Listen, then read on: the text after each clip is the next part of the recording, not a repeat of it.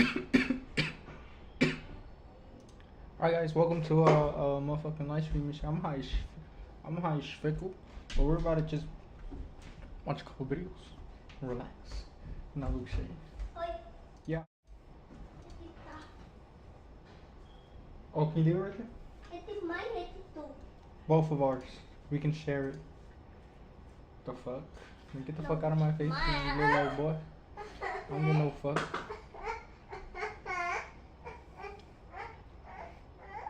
Alright, let's watch this nigga. What's up, baby? You wanna watch too? Yeah. Yeah, we're gonna watch Gordon Ramsay. Or I don't know. We'll see what we watch. Because he's that kind of guy. Everybody loves my father. Everybody would come in, talk to Nelly. He knew everybody's name, made everybody feel special. He was the front of the house. My dad was the back, Nelly's the front. We're a very good team. He brought in the people, and I kept him here. Everything was going great until Nelly passed away.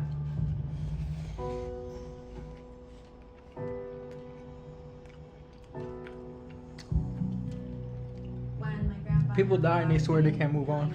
People die. Or it felt weird to be here. Like, it's not really Mike and Nelly, it's without Nelly. Now it's just kind of Mike and nothing. When he left this earth, I had to take over doing everything that he did. Extra delivered plus what I do. And What are you talking about?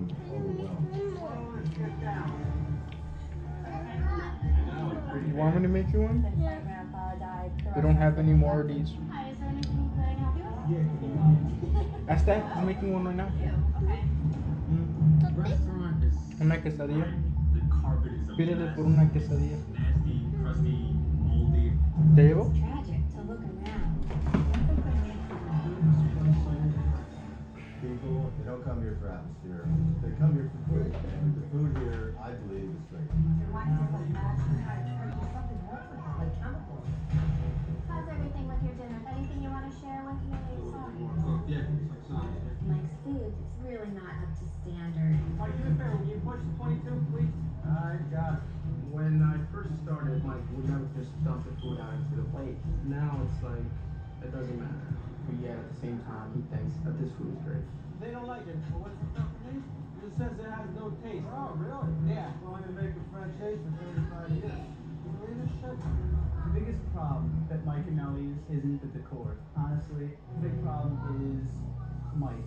I didn't go out. Alright, I got it. He feels that he comes in, he has to take care of everything. Did I call for a veal capri? I got it. Give it to me, right? This is my job. He doesn't let other people take more responsibility. It's just becoming too much for him. I'll get my drink. Since Uncle Nelson's passing, Mike does drink quite a bit. Hey, put a beer in the freezer, a couple beers in there, these are hot. There are some nights where he's just completely hammered. Where's the two flammers? I don't know where anything is today.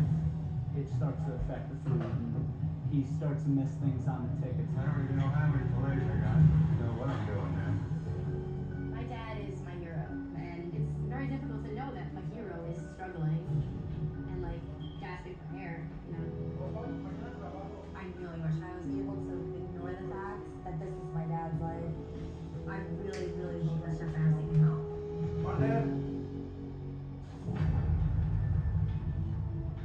Before Chef Ramsay arrives at Mike and Nelly's, there's a young woman anxious to fill him in on the issues of the restaurant. Mike's oldest daughter, Samantha. Thanks for picking me up. I'm excited for you to be here. Well, I'm excited to be here. First, how have you been? All right. Yeah? Yeah, just really Alright guys, I know I wasn't here, but like now I am. And now we're going to fucking chill the fuckity fuck out. Alright, let's actually search up niggas with powers. That's my nigga. Alright, let's see.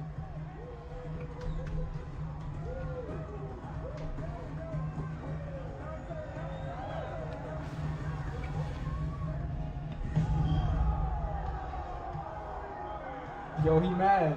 Yo, that nigga. Yo.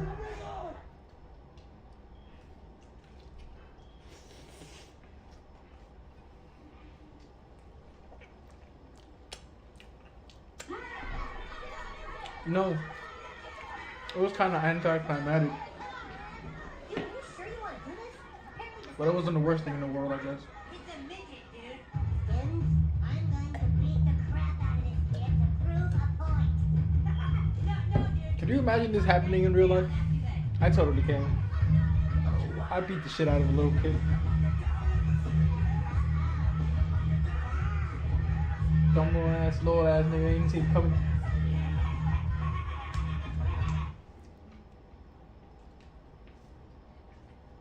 You see this, Butters? It's a glass of milk I poured for myself. And you see this? It's Hamburger Helper. Now, would you mind telling me what Hamburger Helper is doing in this glass of milk?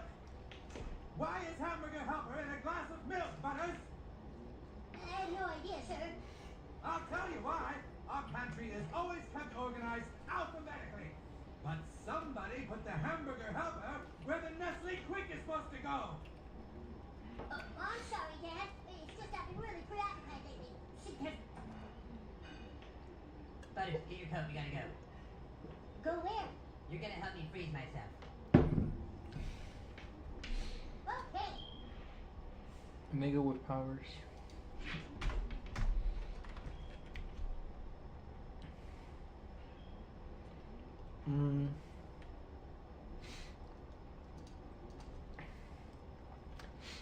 Alright, let's actually use this time to expand our awareness, right? So,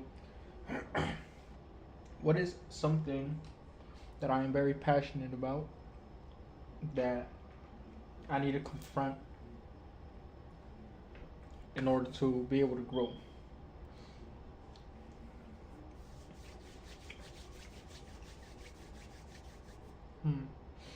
Alright, let's just keep that in mind. I'm gonna keep that in mind.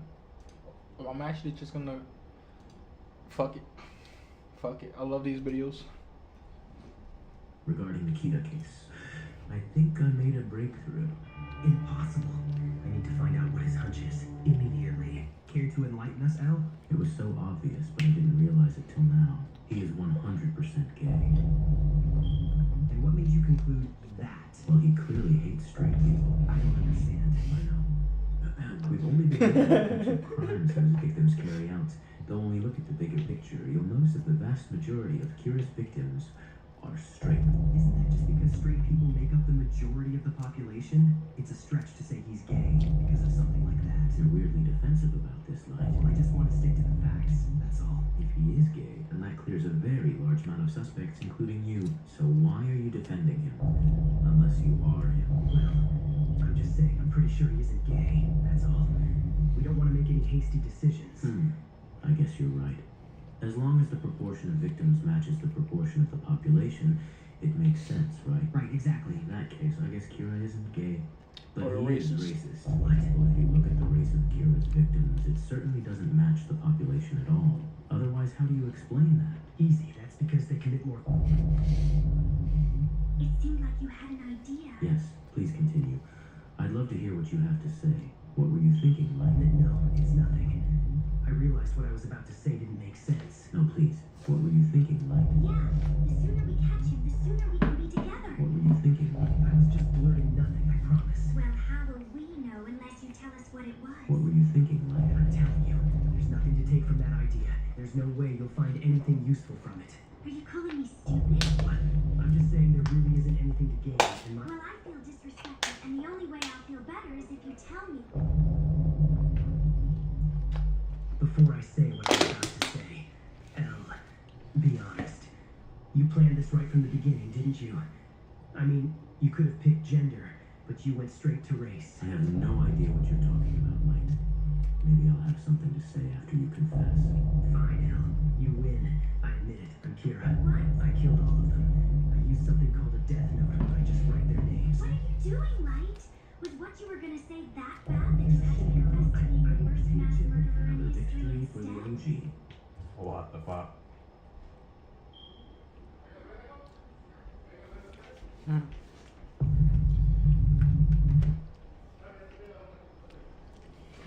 Okay, guys. We're just gonna talk about some real life shit. Because I don't know what the fuck to watch. Autism. What is autism? You got me motherfuckers just come out a little slow? Or do they just think differently? And when is the separation of autism to whatever the fuck normal is? Feel me? What if...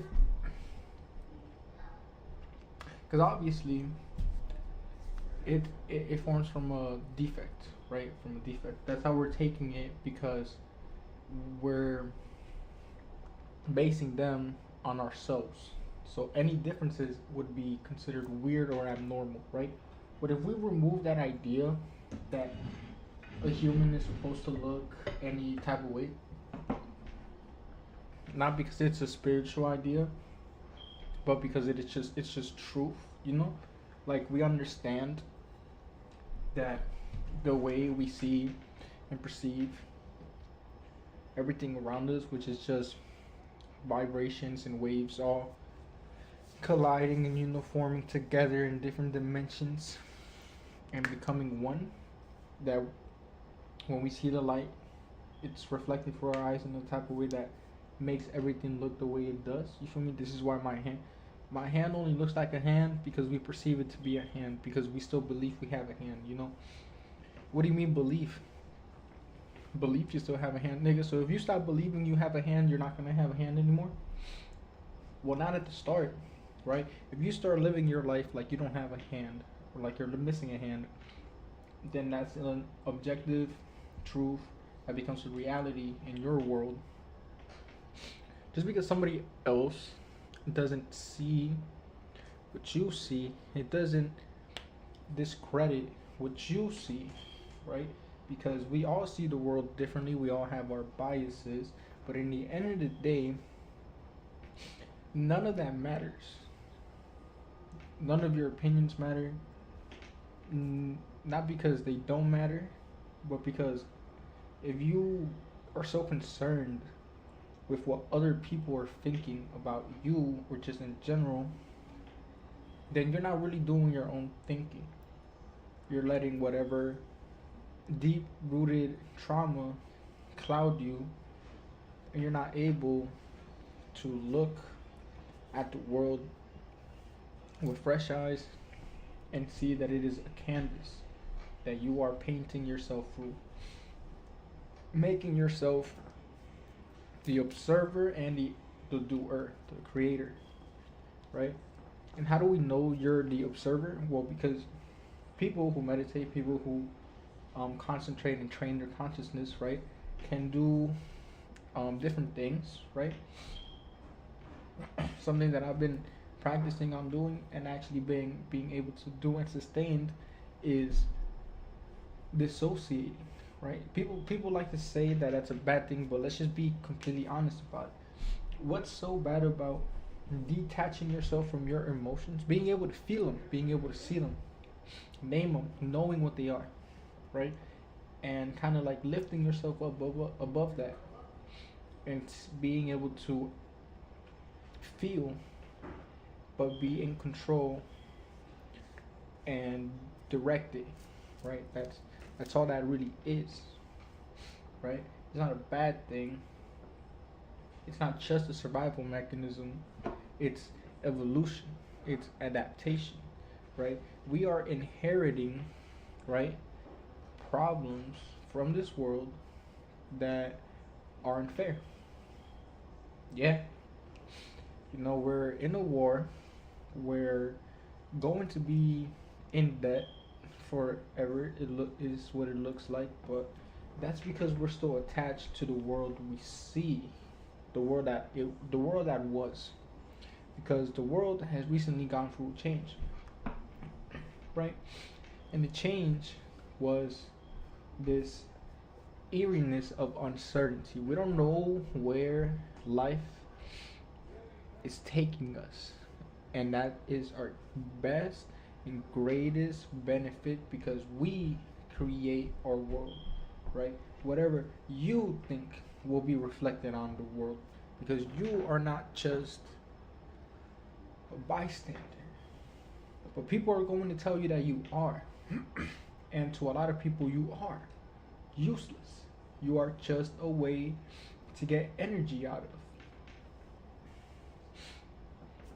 So I saw a thumbnail for a video that was really interesting because the idea that we've been programmed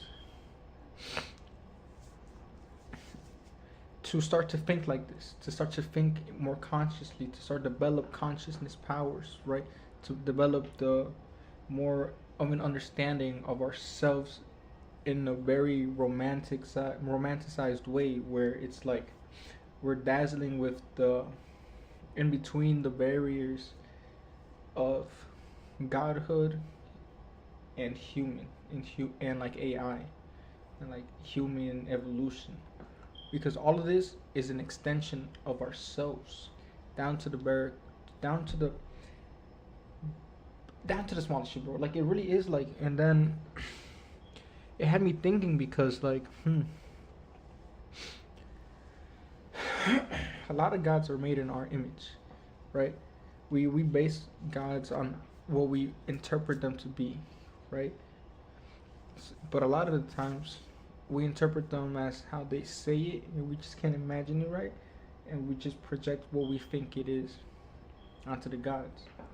Okay, but what if we were those gods? What would you want to look like? What would you want to do? You know, how would you walk in the world knowing that you have something that's unrivaled? You know, how would you go about the world? How would you feel? You know, and these aren't like these are questions that get you to think, because if you were a god, your own god, not anybody else's god, but your own god, and this is your world, how would you move? What would you do? I say that I get people to think because there is nothing stopping us from believing we're God and moving in that direction, right?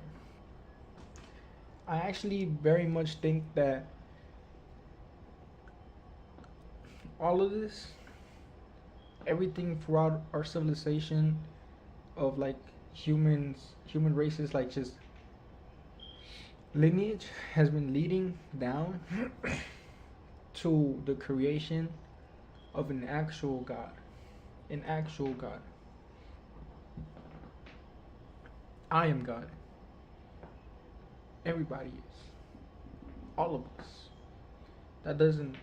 We are all individuals that share the same source. We're all brothers, we're all sisters, we're all whatever you want to call it, but you know, we at the end of the day, besides divinity, we are like just human nature, and that human nature is what causes divinity to form in the first place, apart from is already being connected to it. And I'm only saying this because like it makes sense that after a long period of time where teachings get lost and different religions have formed kind of to separate the ideas and be more of a prison for the people, right? Because if you start to look at what Catholicism even is, it's like believe me, you either love God or you're going to hell.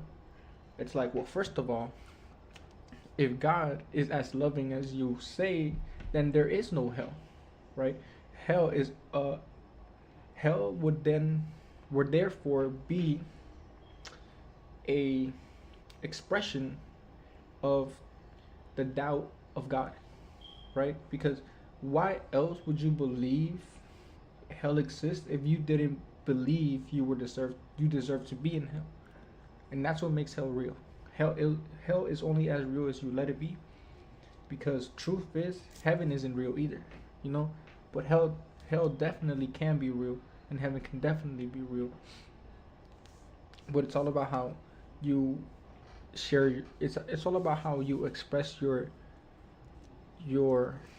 most felt vibration. And the reason I'm picking the word vibration is pretty important, because all of our thoughts create waves in our head that are moving around.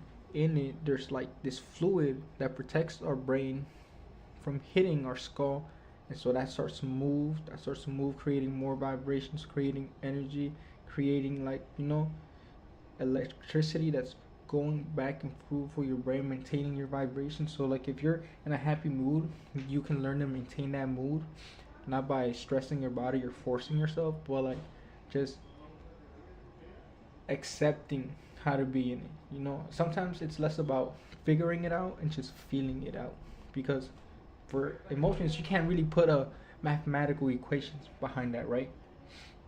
What you can do is recognize the feeling and realize that you can get there anytime you want. It's just that you're not letting yourself feel, right? That's something I was gonna write on my wall actually. What am I not letting myself feel?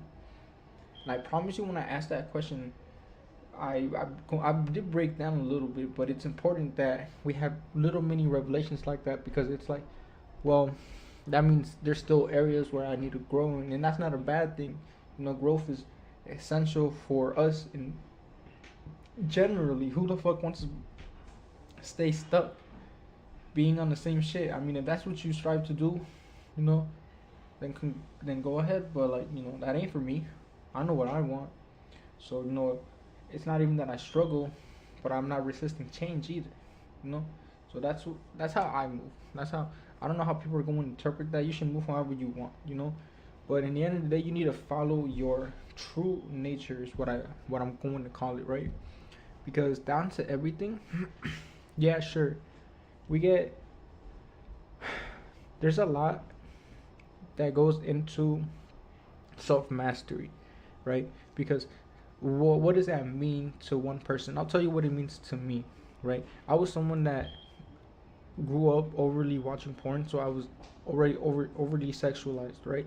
Even as a little kid. So watching that shit, that was one of the things that I had to like confront about myself, and to accept that, yeah, that was me, but I can choose to be someone else. And it's funny because I remember thinking that and knowing it, you know, knowing that, you know, not that I'm not supposed to be doing this, but that like it's hurting me and I don't like it. So I'm gonna stop because I don't want to. And I feel like ever since then I've been going down that path of like being able to choose for myself, because you'd be surprised, that's a very important skill to have nowadays, because a lot of times our attention is what is the most valuable thing, right? Our attention, our energy, you know. People need our attention in order to generate movement, wealth, fame, you know, to get shit going. They need attention, they need energy. So that's what we are to a lot of people out there, you know. So it's like, why focus your energy on things that don't even benefit you? Like, yeah, if let's say music, for example, right? Like, music is something that I love. Music is something that I'm constantly listening to.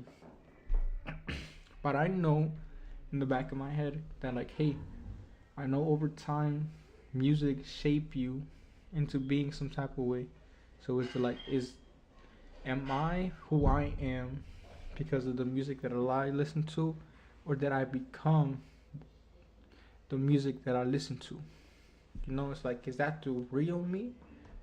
Well, yes and no, right? It's whatever you take away from it, and it's also things you like copy, right? Which aren't bad necessarily, but they both need to be there, because at least for me, it's just about being aware of where things come from, at least for myself, like where things form and where this splits off into being too much of this and too much of that. I like living my life in balance.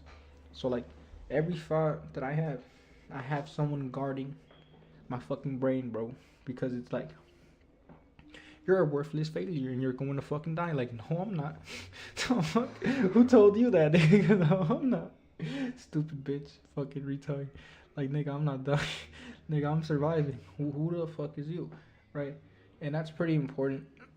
I think just in general to have a basic understanding of yourself in order to move forward, because, you know, people talk about flow, people talk about enlightenment and awakening, but all that really is just going back to who you were, being yourself, doing what you want to do, not what your environment asks you to, not what your bosses tell you to do, unless that's aligning with what you were doing right now. Like everything plays into itself, and everything is unique to its own person. So we can't just be like, you need to go get a job, and then being like, I don't want to get a job, but then being like, oh shit, I need money because I need money to survive right now. It's just how the world's working. So you go find a job, and now you're working a job. It's like, oh great, now I'm working a job, but now I'm too tired to do anything. Okay, so what do you do after that? What I would do is I would figure out ways to learn while I'm working. Put in some headphones. Whatever thing you're trying to get down, fucking start learning everything about it. Shit, in the industry that I'm working in, we just went through a drought, right? But now it's picking back up because it's about to be summertime.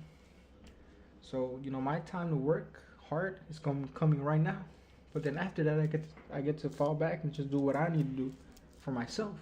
So it's just understanding a cycle and understanding yourself. Like, how do you want to move? How it's all about how you want to interpret the world. If you want to be in a place,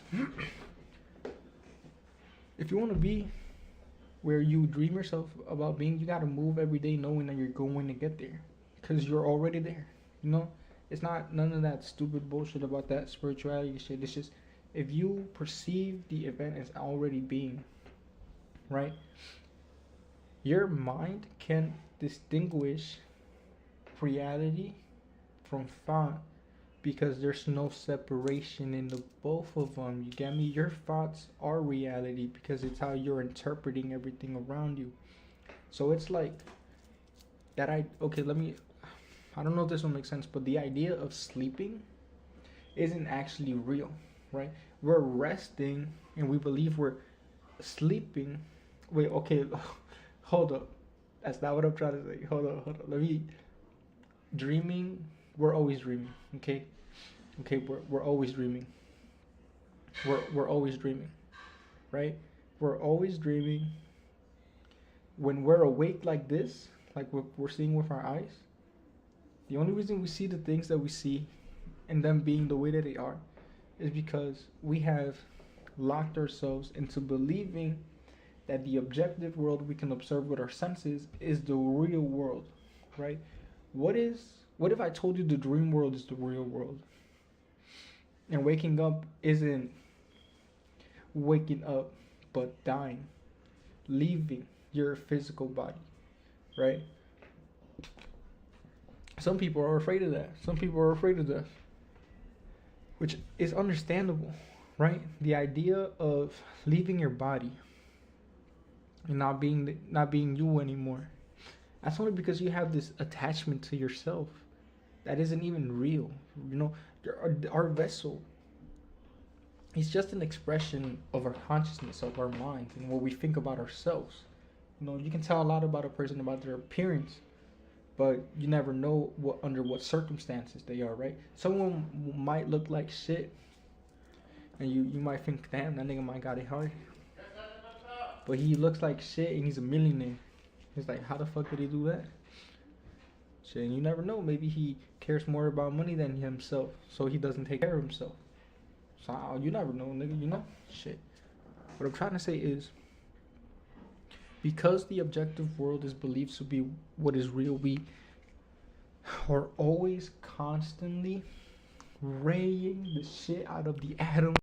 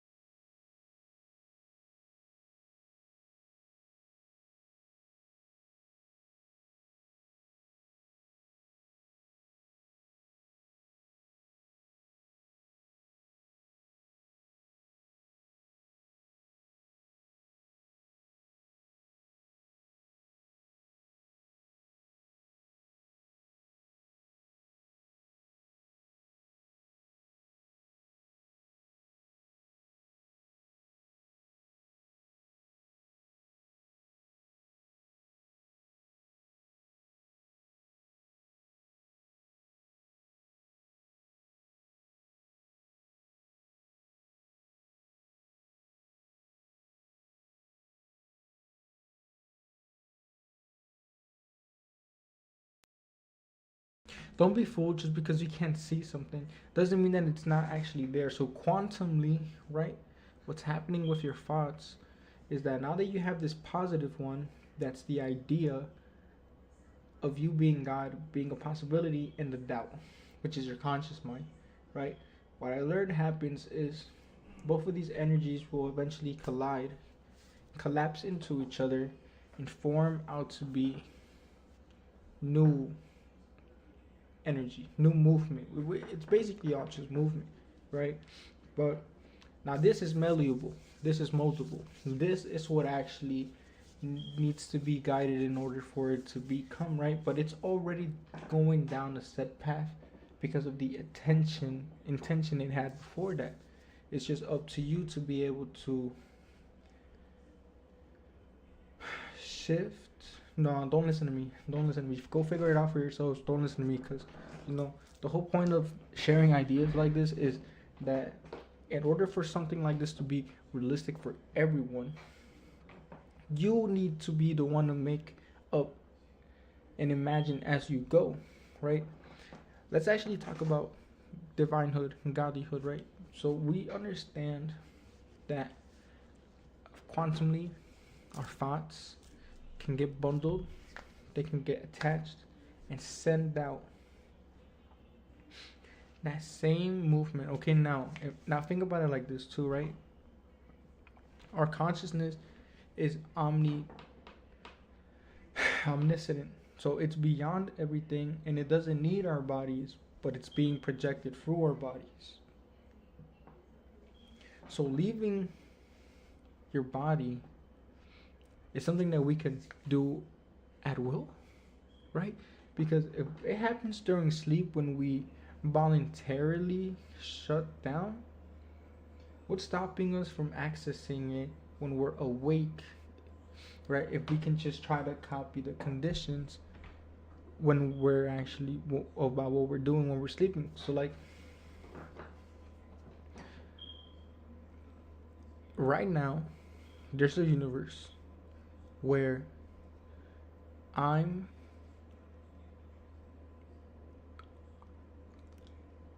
in the right place to be right now, right? And I'm there saving the world. Okay, that reality exists within the realm of possibility as long as I believe that would happen, right? So belief in this case becomes the fuel and the thought becomes the direction.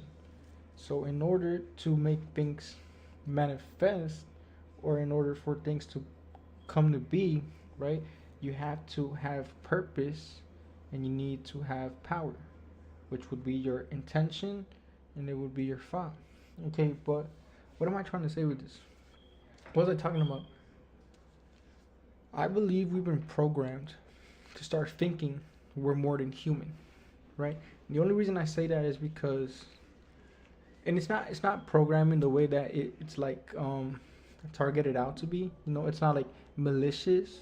It's not like, oh, if this was all a CIA experiment, these niggas have it out for us. They don't fucking no. We're literally following down the path us as humans have created for ourselves.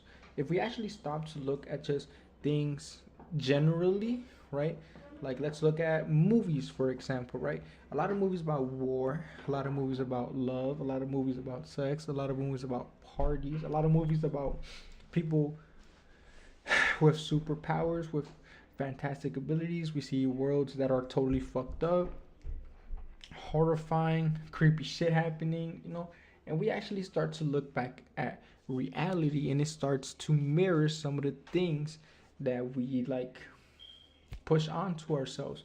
Because I think the best thing to remember about movies, or just anything that is human expression taking form in literature, in animation, in video, in poetry, and in buildings, and fucking gaming, and like in music, like anything, any expression, literally anything can be an expression, right?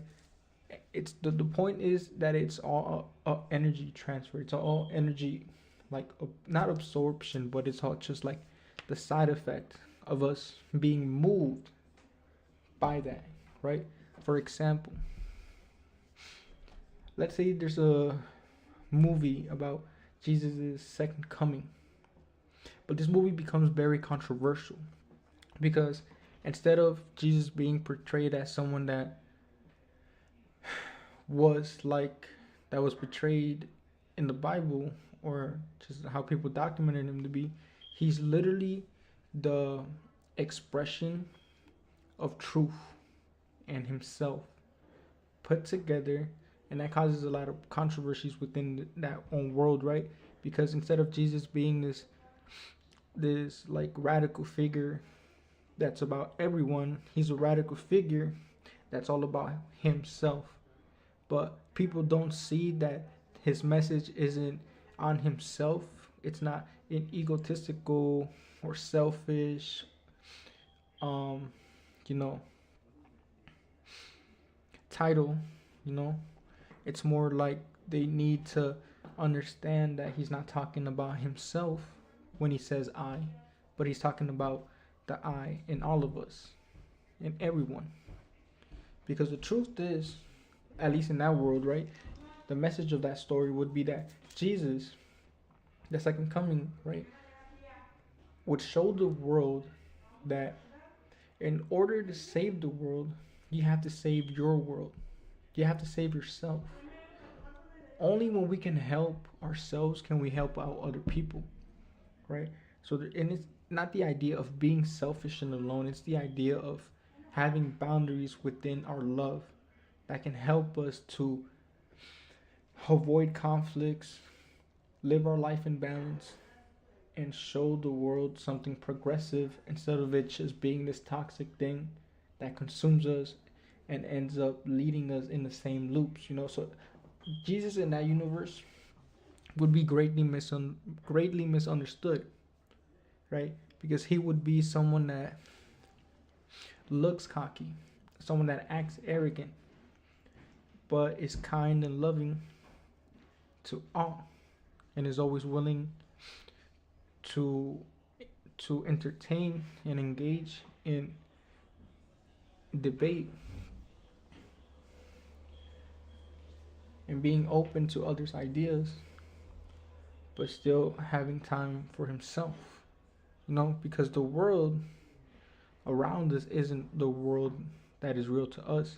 The world that's real to us is what we want the world to be, you know. So if that's that, you know, that's all of that. But I forgot what the fuck I was talking about, honestly. But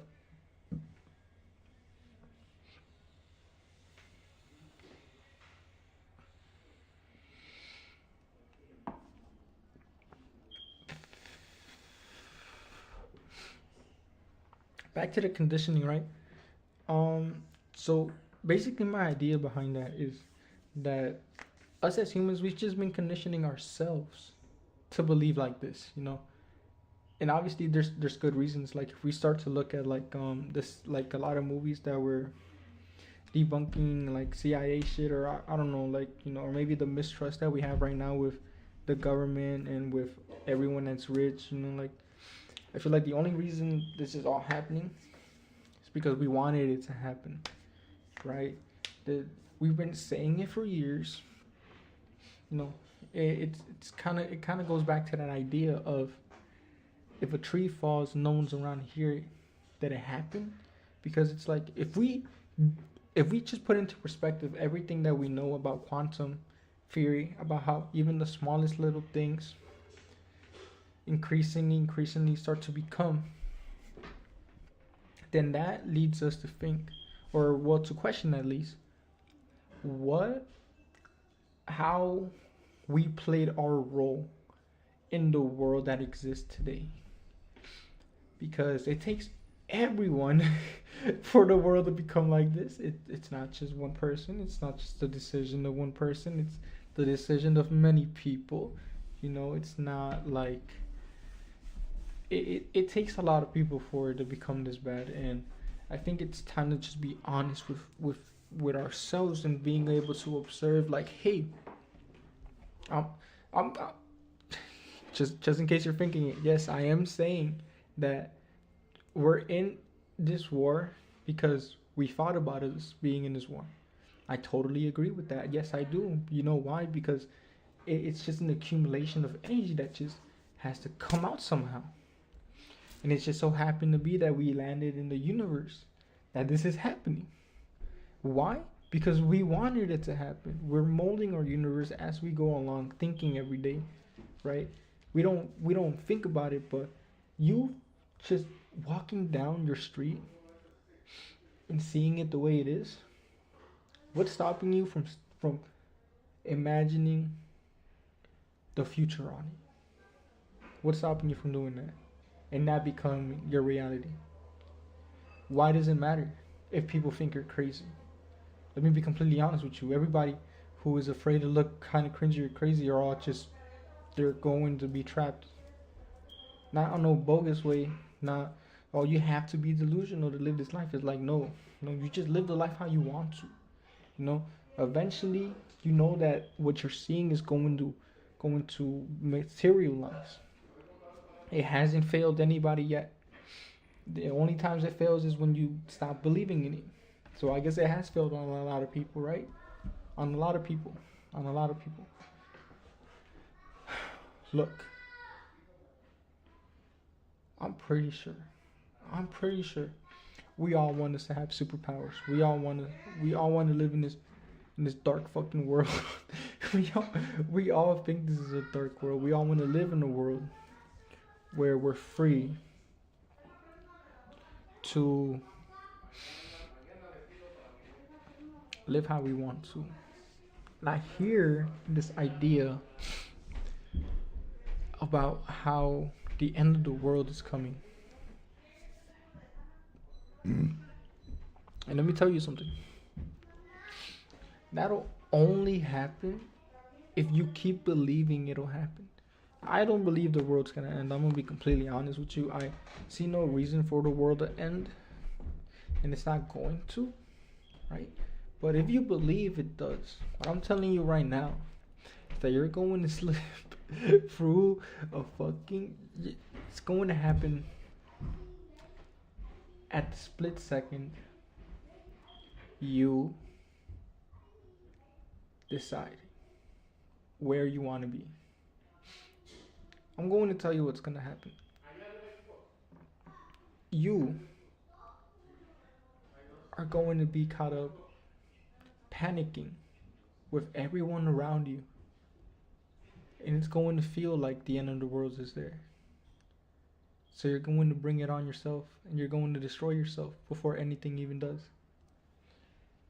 The people who know that the end of the world isn't a real thing are the people who are going to survive, because they can adapt and start to see solutions instead of problems. So it really does depend on your thought where you're going to go. And I say this because a revolution is not that far. We've been thinking about it for so long. It's bound to happen any day now. Just one little thing, one more little thing to trigger the right person, and it's going to happen. You know, someone's going to be very passionate about something. Something's going to happen. And that exchange of energy is going to clash, and it's going to form into this new energy. But we need to be careful with how we use this energy, because it's like, what are we trying to do, right? Are we trying to be these people who can't stop to think, to make the right decisions, understanding that even our thought plays such an important role in the world that we live in? Or are we going to just keep mindlessly expressing our feelings to the world around us? And I don't know if you know, but feeling is contagious. It's a fucking virus. Not in a bad way, but just in the way it acts. Right? That's the best way I can describe it. Because let's say someone gets really heated. Someone sees that passion. They see themselves in that nigga, bro. You don't think they're going to go fight? You don't think so? That's literally what's going to happen. So instead of doing that, like, we got to be aware of what the fuck we're doing. You know? We're not even on some like, we all have to be go team. go team. Like, man, like,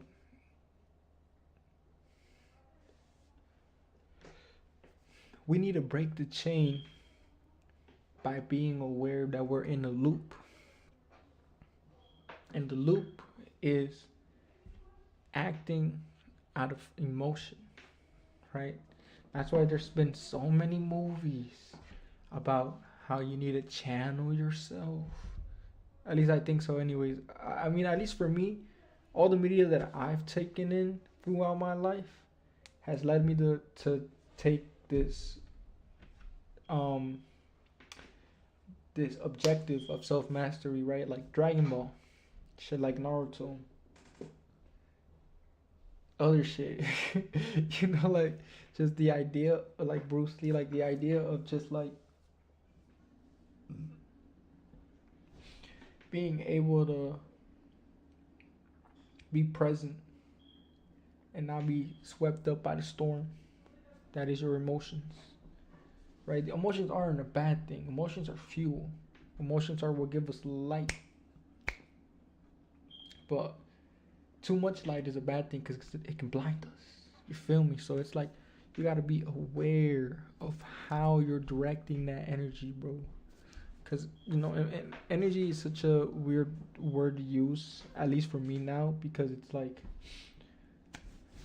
it's been oversaturated, but I guess it's not a bad word to use for that, because it's literally what it is. Like that idea earlier about the waves bouncing back and forth in our head because of the fluid in our head protecting our brain from our skeleton. Like all of that is creating electricity, which is creating a magnetic field around us. What is stopping us from being able to utilize that and try to like shift it and use it like key? You know, we're directing it to our hands through feeling or imagining it and then happening. I don't know. You know, it's some shit we gotta experiment with. Dude, this type of shit you gotta be thinking about if you want to be like something beyond what you think you are. Like I started saying, I live outside of time and I'm not binded by time. And ever since then, everything just feels like a long ass day that never ends, but it starts. And the only reason it starts is because I think that there's a night and a day, because there's the illusion of the sun giving me light. You know, it's crazy that, you know, it's all about how you think. You know, I'm pretty sure, not just pretty sure, I know that the world is going to go through a real radical fucking change. And I mean radical in the most absurd fucking way possible, G. Like fairy tale type shit. Like, I don't know what it is, but I'm just knowing, nigga, like, it's gonna be some shit that makes the books for real. Like, motherfuckers are gonna be like, so this is the new era of human civilization. The era where Jesus came back, started teaching everyone how to use their chi. And now everyone combined their chi with electronics. And now there's a fusion of people who are basically gods and can do anything. And above that is the one that knows the truth, that knows that thought is creation and he is creation. And because of that understanding, he became more than just human or God, but became the first new God of the new world. Like, could you imagine? Could you really start to imagine that? Like, dude, come on, man. Come on, man. What is it that you want to see, man? Like, really ask yourself, right? What world do you want to live in? Because now this is the paradoxical part of all of my conclusions, right? Okay. Obviously, I can't express my will onto you without you accepting my will, right? So, what does that mean about your will, contradictory to my will? Does it mean that we have to compete? Does it mean that we have to kill each other or fight?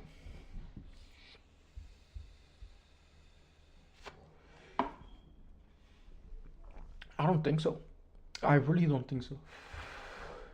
If everything exists in a point quantumly where every possibility could happen at any moment, as long as we choose to see it, believe it, embody, and live in that manner, then I would say that there's an endless field where everything can happen. So we know that everything around right now, you're probably in your room, right? The same way I'm in my room. I'm observing everything the way that it is and seeing walls. Okay. I completely forgot where I was going with this. Holy shit, wait, hold up.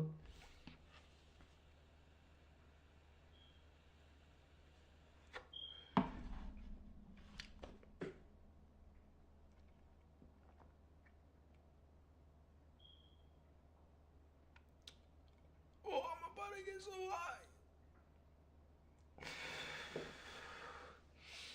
Alright. I don't remember what I was saying. But Jesus.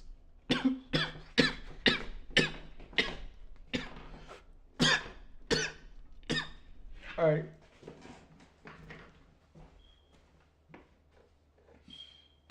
Alright.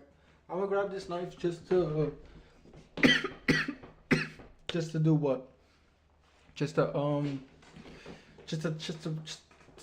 what's that word? To fidget? Right, to fidget with. Okay. So the idea is, right, my will only affects what I believe it can affect. The same thing with your will. Okay. What if our wills are the same? Okay. So that's two contradictory energies. That one is basically a positive and the other one a negative. To me anyways, because to the other person, his idea would be the positive, my idea would be the negative. But okay, knowing that we're the ones creating the universe, what if we both saw them as a positive, right? Or we both seen them as a negative? What would that mean? Okay, so if we have the intention of maybe adding on, right? Maybe we could forget the structure of individuality and combine. But not combine ideas, not physically, not like, maybe just the way that, no, that wouldn't make any sense, because what would be the difference if you, okay, let's say there's two gods, right? Let's say there's two gods. They both think they're the most powerful being in the universe, and there's nothing that can stand them or anything. They're an unmovable force. They are everything. They're everywhere, even in the places where there's nothing there, right? Now this other person is of equal strength and believes he is even stronger. Would such a world exist, to be two gods? I believe so, right? Because all gods are is an expression of a higher being, which is all in a collective conscious. So that's why, like, if we think about it now, that's why we have so many gods now, right? The ideas, it's all the same energy being formed differently, shaped differently, right? It's like, I don't fucking know, like, I don't know, nigga. Stop trying to fucking, stop talking to me, you bitch. Dumb fucking whore.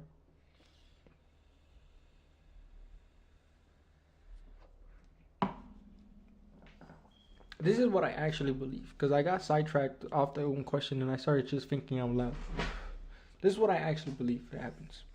I believe that because we are all simultaneously living in potential reality, that means that anything could happen. So if you believe that you are a god, you slip into a universe where you are God, right?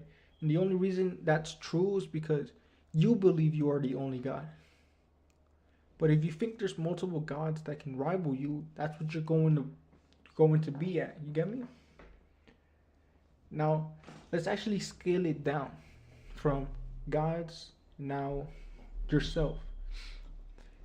If we think about it in terms of humanity, what does that mean? Right? The idea that a human can be God, and we can all think we're God and slip into a universe where we are God.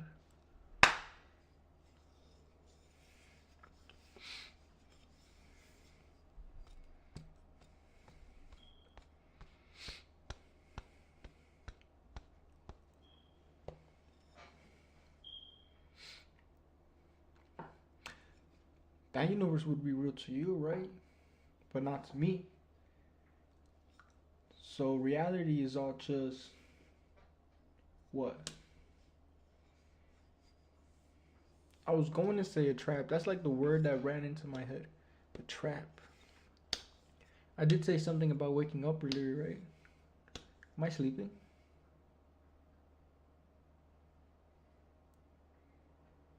Am I sleeping?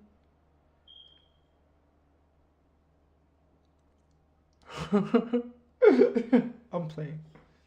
I'm not. Are you sleeping? Are you sleeping? Are you awake?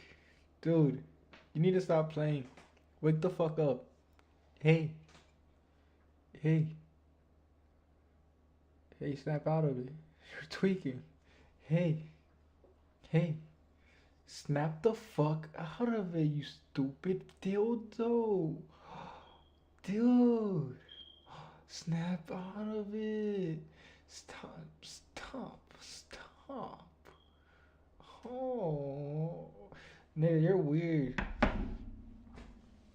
That was the quantum chat. I just quantumly talked to myself while I did all of that. Did you guys like that? You want to see me do it again? Alright. Well, geez, guys, that was such a great little talk we had. I hope you thought about something. I don't know, nigga. Man, what are you thinking about? Like, where you left the cheese at? 'Cause I don't remember where I left my cheese at. I do remember. I was gonna say fucking your mom, but that's so mean.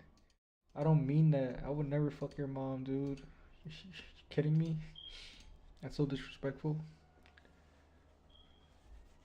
I know the Hokage. Oh, check it out. Press Alt and press F4. That's it. Yeah. Oh.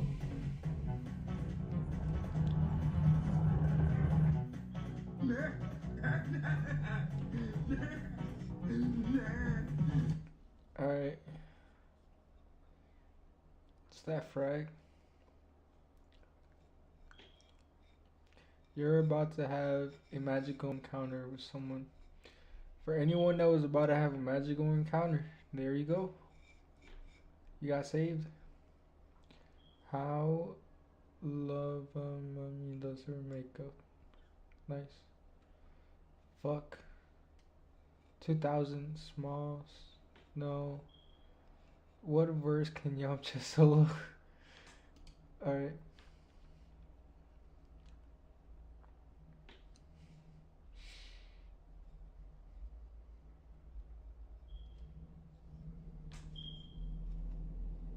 Alright, this shit takes too long to fucking load.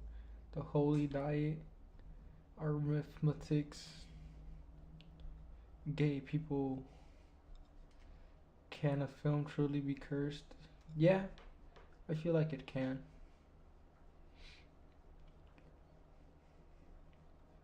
Again, that's just because you put like intention behind it, so it's all just gathering. If people feel it and they think it's cursed, it's going to keep on just collecting, and eventually it's going to like actually expel itself and become that curse. It's like we bring it into existence because we all believe it, and it's really funny. It's really funny. What we believe, the material we put out into the world is the world we become later on, because it's what's influencing the people who are growing in the new world, and therefore becoming the new world. It's basic. It's pretty basic once you start to see it. Like that's how you can start figuring out the future. It's just seeing where everything is going. But obviously, it's all also on your perspective. So that's why I say like true mastery. Like it's good to like reach for self mastery, because what you're actually doing is understanding yourself better. That's where the mastery comes part. It isn't like control. It isn't like, it's just coming back to the person that you are and being able to flow in it without being disrupted from your source, which is just yourself, which is just the higher you, which is the you without like any outside bias besides your own opinions through the decisions you make with your heart, yeah, with feelings. I know that sounds contradictory to what I said earlier, but you gotta feel your emotions and be able to make a logical conclusion with them in mind. That's why you gotta dissociate, or at least learn how to handle your emotions better in order to make smarter decisions. You gotta think. That's why you gotta combine EQ and IQ together. Having one of them is cool, but having both of them, utilizing both of them, will significantly make you smarter, because you'll be able to predict things in a way, because you understand how things work. Like, hey, if I go out and stab someone, there's a chance I can go to jail. There's a chance I kill someone. There's a chance I get some money. There's a chance someone reports it and I become infamous or some shit. Some ideas like that, right?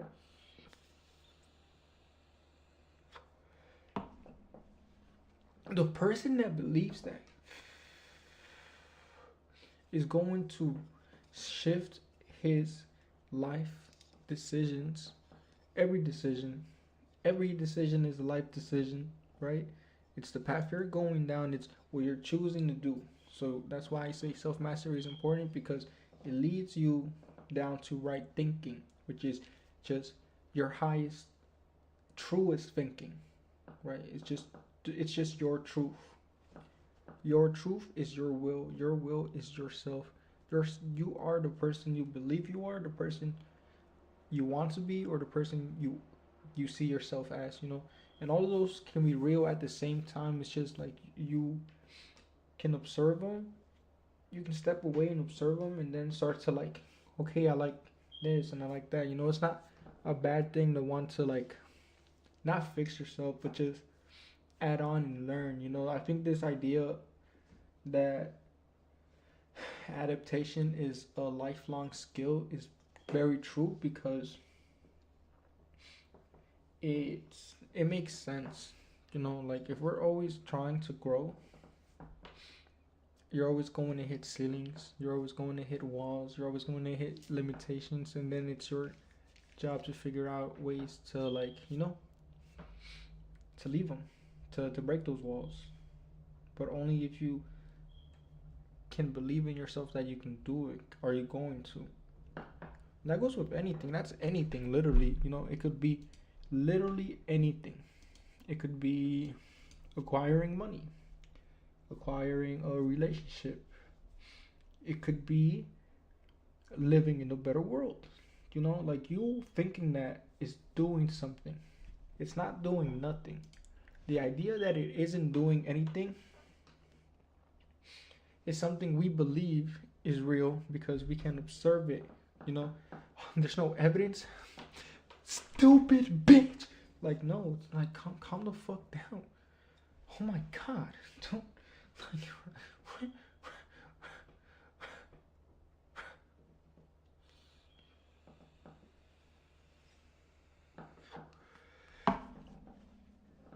forgiveness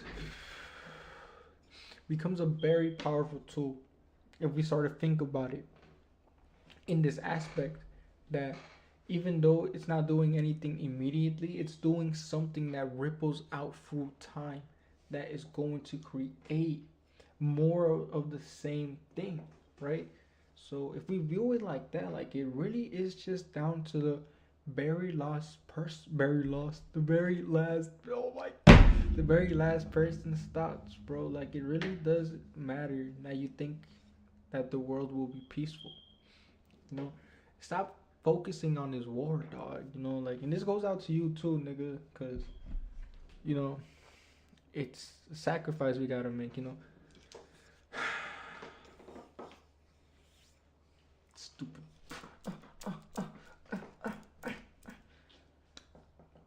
What was I saying? Something about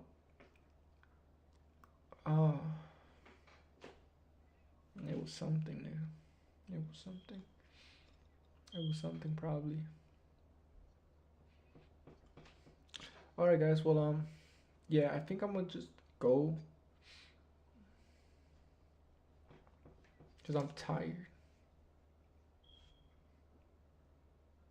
I'm not tired.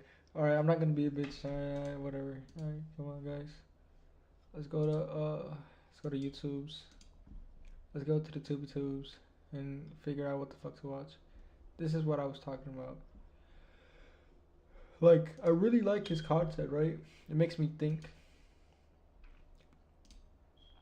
And he is right. Like in this one, I kind of liked how he's able to acknowledge that because he's popular and because he's famous, that what he says plays a major role in how people think, and in turn in how things will turn out to be. Not because he's controlling anyone, manipulating people into believing a certain way, but that some people are literally taking this and being like, this is what's gonna happen. I need to prepare myself for this. This is what's going to happen. When in the early episodes, he literally says the point of these classes is to make you think for yourself. You know, it's just being able to observe the world through your own lens and being like, yes, but no. What? No. Like, you know, you need to be able to question the things around you, because not everything is what it seems, and not everything is going to be how other people say it is, you know?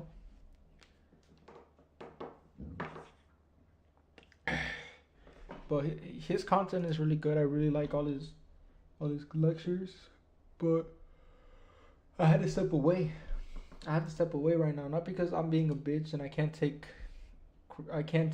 criticism about the opposite opinion, but because, like, damn, why am I leaving? Damn, I think I am being a bitch. I think I need to go look at it. But my actual reason was, there's no reason to put. I mean, no, but you wouldn't doubt the things that, yeah, I guess that makes sense. All right, let's actually go watch one of his videos. What am I doing?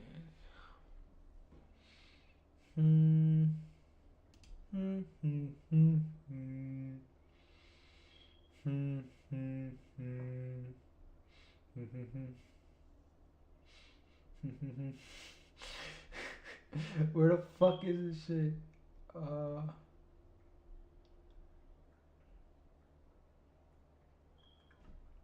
I don't know. What should we search up?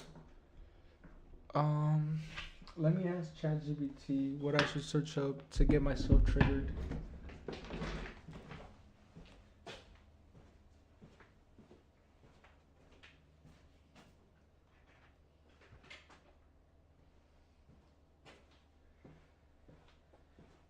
Alright, let me see. Alright, this is what I'm gonna type to it, right? Hi. Based on everything you know about me, give me some content to watch on YouTube that will make me debate my beliefs so I can reflect and grow. Alright, bye guys.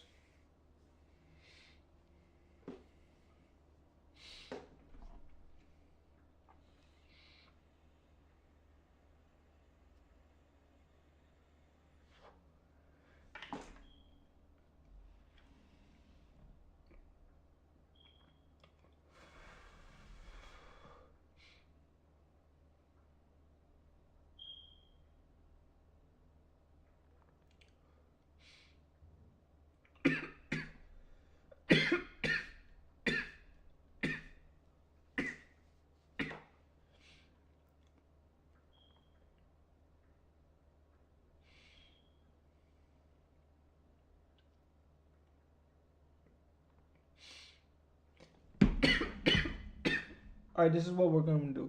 We're going to search up the very first one, which is the self does not exist. The self does not exist. Alright, fuck it. Let's see.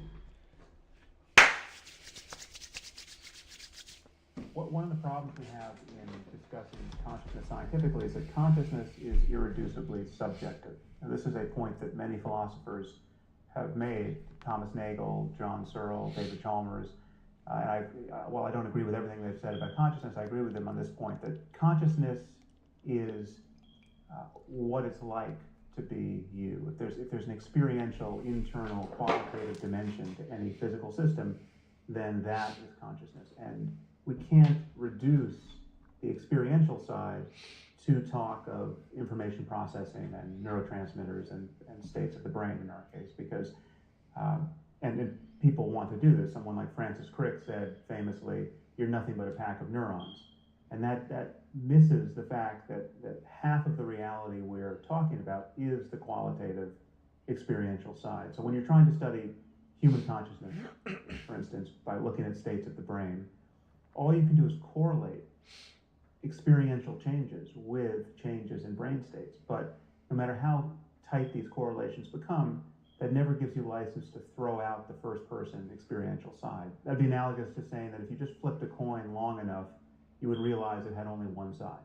And now it's true, you can be committed to talking about just one side. You can say that heads being up is just a case of tails being down, but that doesn't actually reduce one side of reality to the other. And to give you a more precise example, we have very strong third-person, quote, objective measures of things like anxiety and fear at this moment.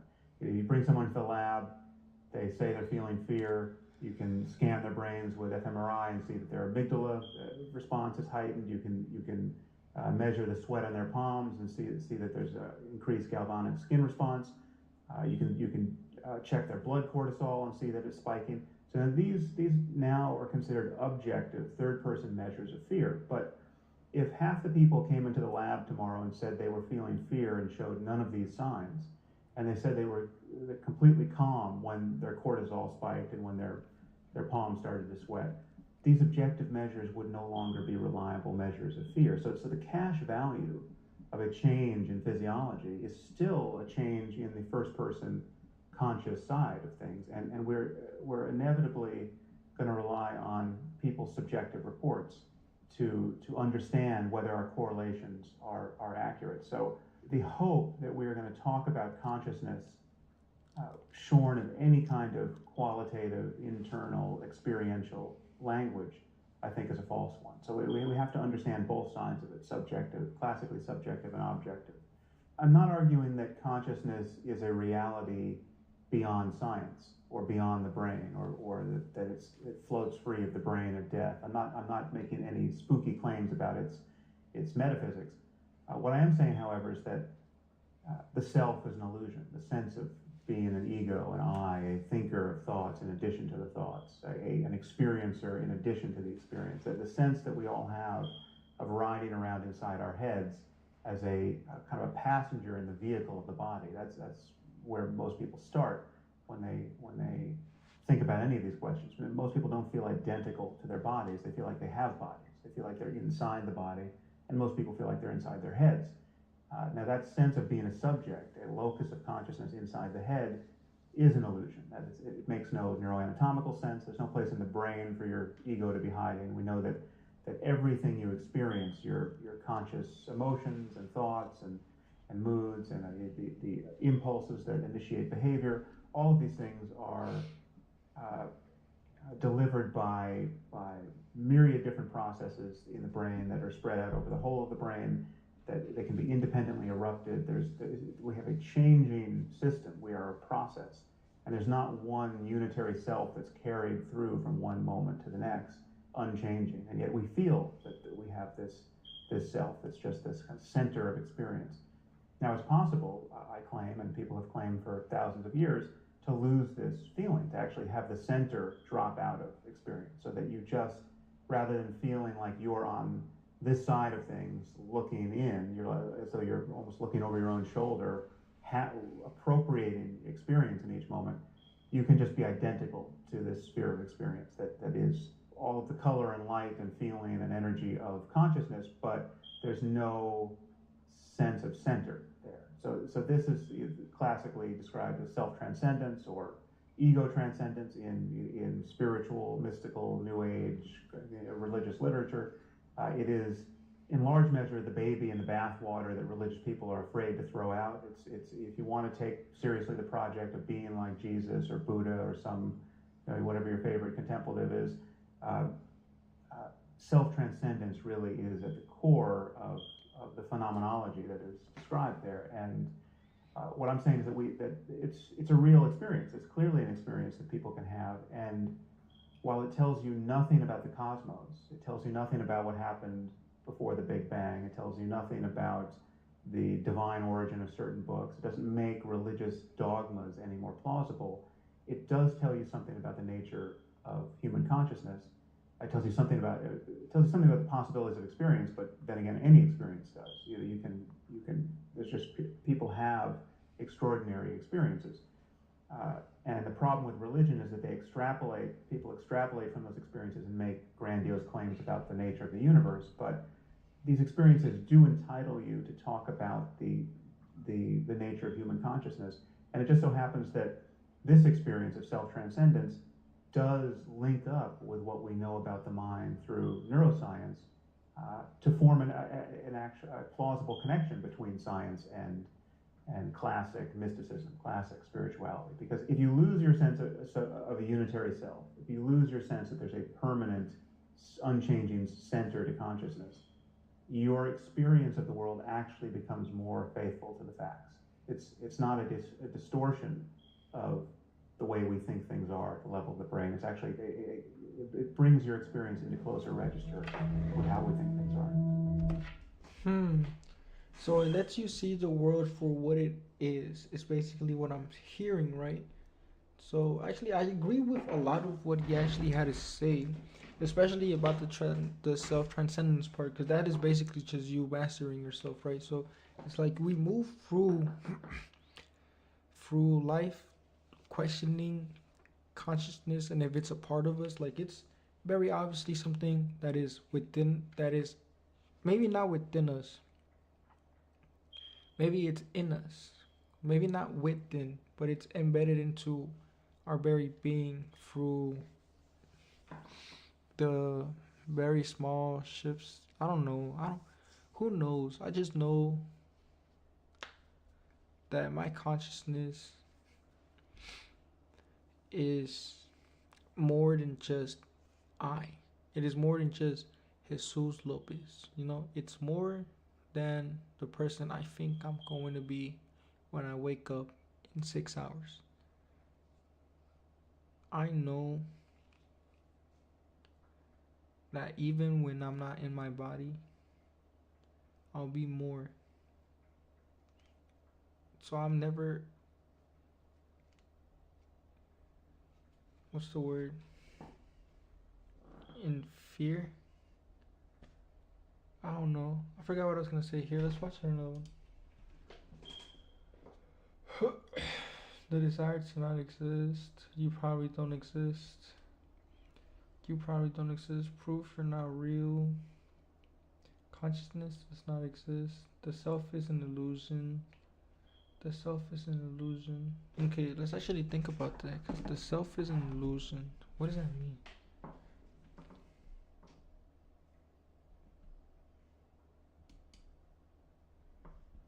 Here, let me watch this one. Doesn't have me interested. I'm gonna go get a snack.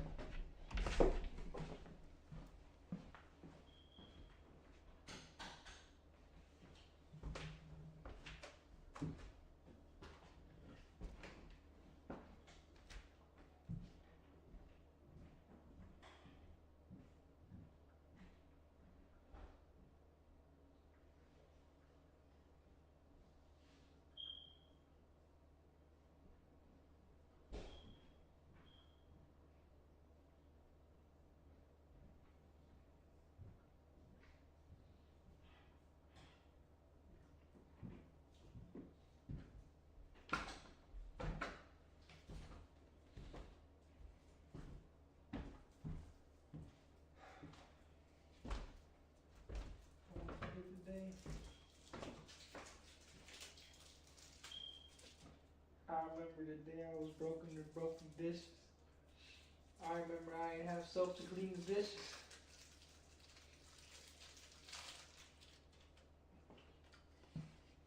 Okay, so fucking good.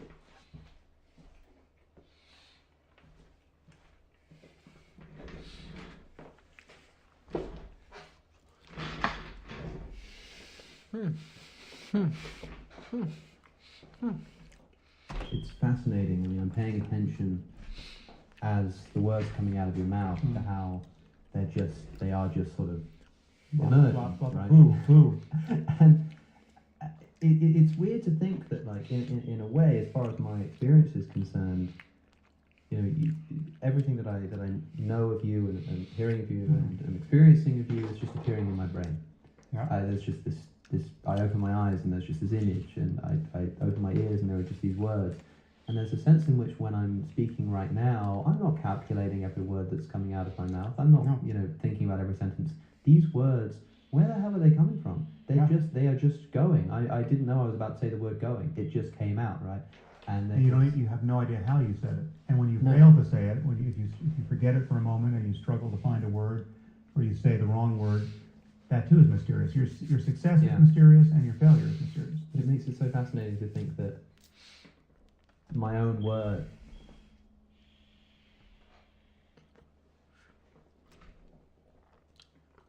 I don't know. Coming out of my mouth seem no more connected to this thing I'm calling me than the words that are coming out of your mouth. Right? And I don't know if that's what people are talking about when they describe the so-called ego death, or the one with everything type attitude that people have with spiritual experiences, if it's got something to do with this sense of realizing that, in other words, I've always pictured it as when someone says, there's no difference between me and everyone else in the world, I've always imagined the kind of experience they're having is something like them implanting themselves in everybody else. Okay, so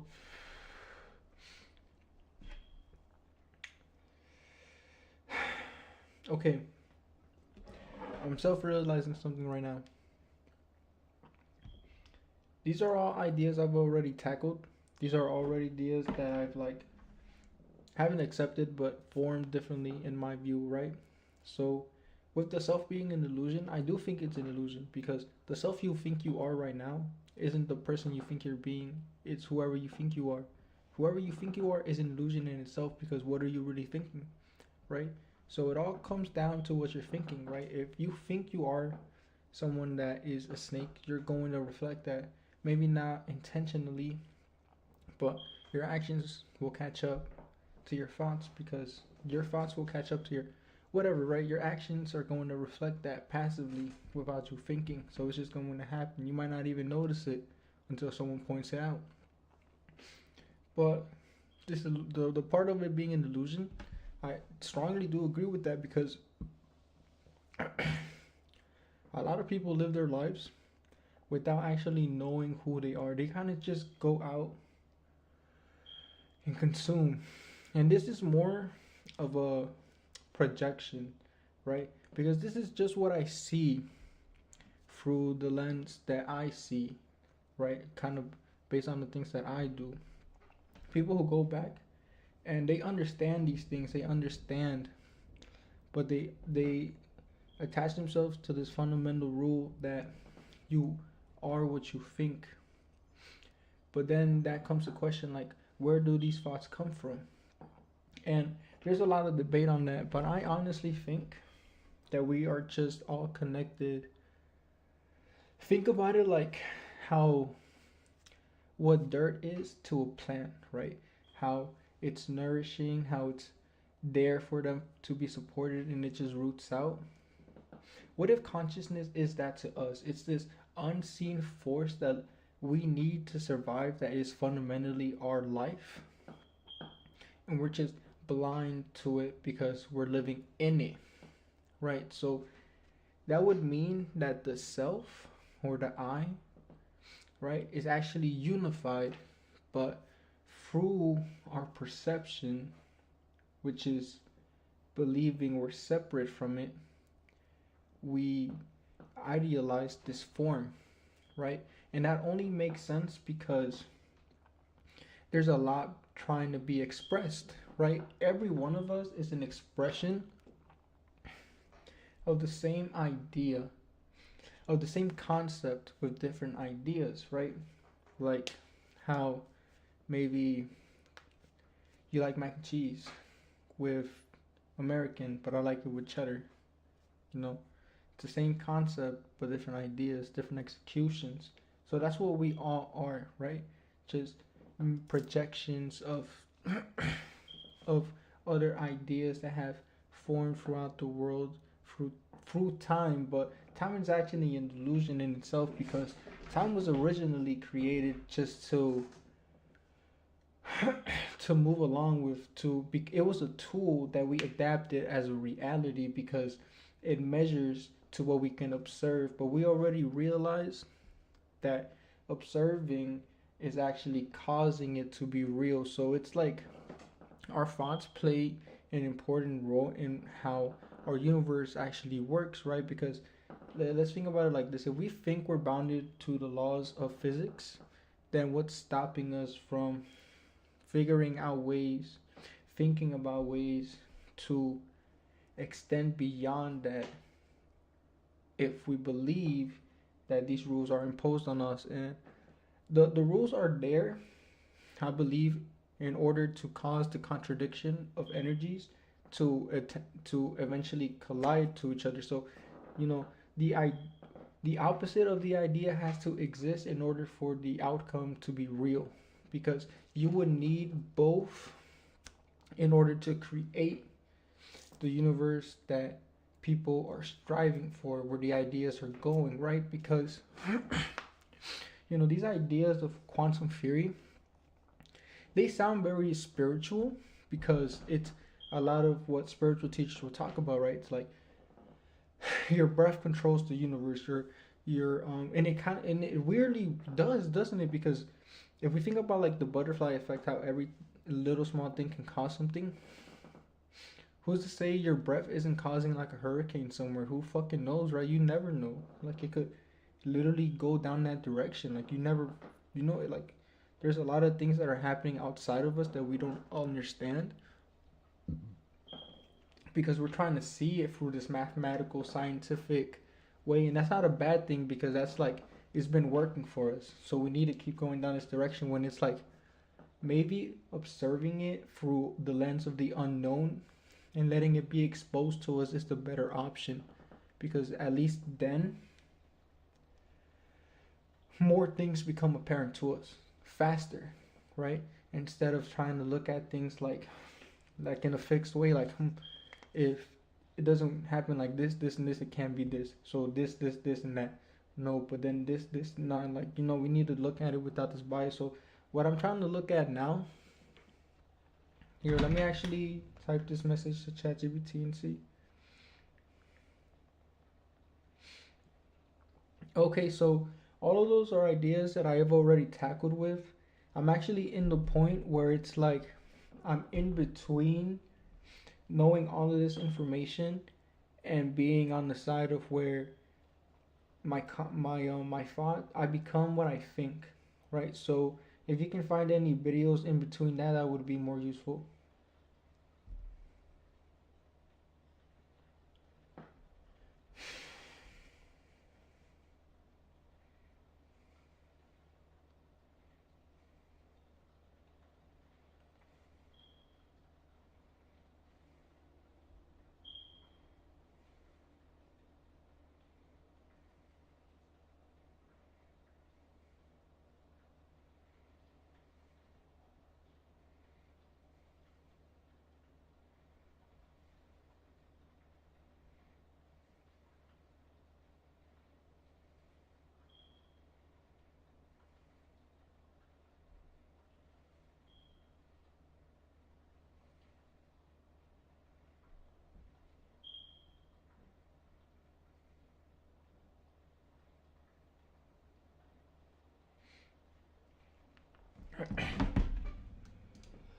Okay, so the phase that I'm at now is more just embodiment, right? Because once you know all the things that you can know, that you want to know, where do you go from there besides where you want to actually be, right?